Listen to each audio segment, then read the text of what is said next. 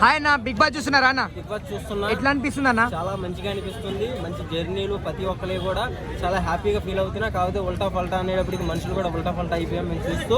So ఇంకా matter ఏంటి చెప్తే నేను చెప్తా. విన్నర్ ఎవరు అనుకుంటున్నారు ఫైనల్కి వచ్చేసి? విన్నర్ అయితే ఇద్దరు ఉంటారు స్టేజ్ మీద. అండ్ రైతు బిడ్డ శివాజీకి కప్పు ఇస్తారని నేనైతే ఎక్స్పెక్ట్ చేస్తున్నా. అవునా?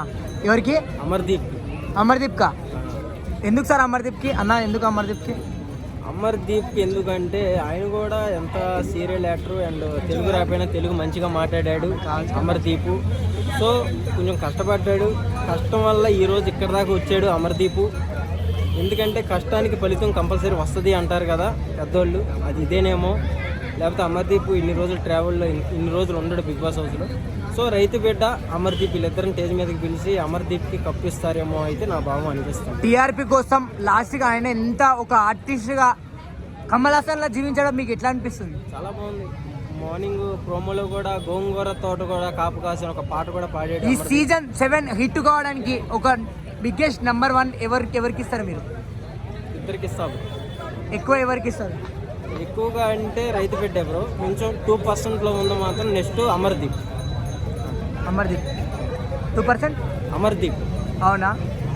సో అమర్దీప్కి కప్పు రాకుంటే మీ ఫీలింగ్ ఎట్లుంటుంది? ఆయన కప్పు రాకపోతే రైతు బిడ్డకు వచ్చిద్దిగా. మనకు అన్నం పెట్టే ఒక రైతుకు వచ్చింది హ్యాపీ. అవును, రైతు బిడ్డ అని చెప్పి అంటే అట్లని కాదు.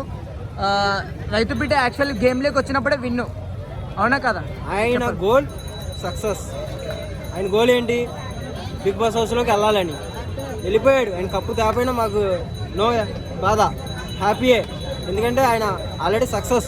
అది బ్రో, 1 వర్డ్లా మీకు ఫైనల్ విన్నర్ ఎవరికి ఇస్తే మంచిగా అనిపిస్తుంది మీ ఆలోచన ప్రకారం?